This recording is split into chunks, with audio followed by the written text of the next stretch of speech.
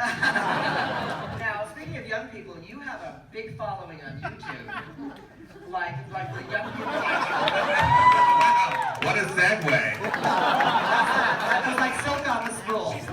Yeah. Now, you have a huge YouTube following. Now, how did that get started, and what made you decide to do that? And I want to address your YouTube following as well because it's bananas. I had been using live video in my show in London.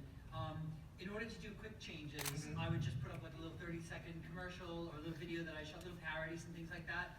And a friend said, "Oh, you should put them on YouTube." And so I put a few on, and I thought my mother would watch it, and a few people back in Boston and the States would watch.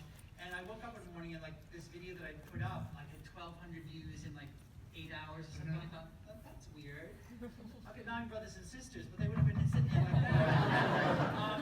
And then I did a few more, and then there was thousands. And I started getting messages from people in Australia or in Brazil, and you know, it just started growing really, really quickly. And then I did a Madonna Gaga video, and as Sherry said, "Who?"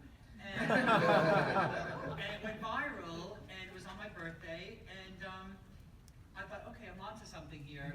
The more parts I would play, but I was doing like 30 hours a week. I was doing 6 gigs a night, only like half a day off, and I was working really, really hard. And there were times when I was exhausted, saying, "Oh, I'm going to do another Madonna Gaga video," and I started getting these messages from people saying, "I'm living with chronic depression, and watching your videos gets me through." And a woman came up to me at a show and said, "I don't know if you remember me, but a year ago I told you that my son had died, and I came to your show, and it was the first time I'd laughed in 6 months, and she wanted to thank me." And then she said, "And now I've started watching your YouTube channel," and so for me, it became... So now you're like, I gotta keep doing this now. I'm healing the world with the power of laughter. What I realized was this job that I love, that I get paid for, that I get paid well for, that I really enjoy doing.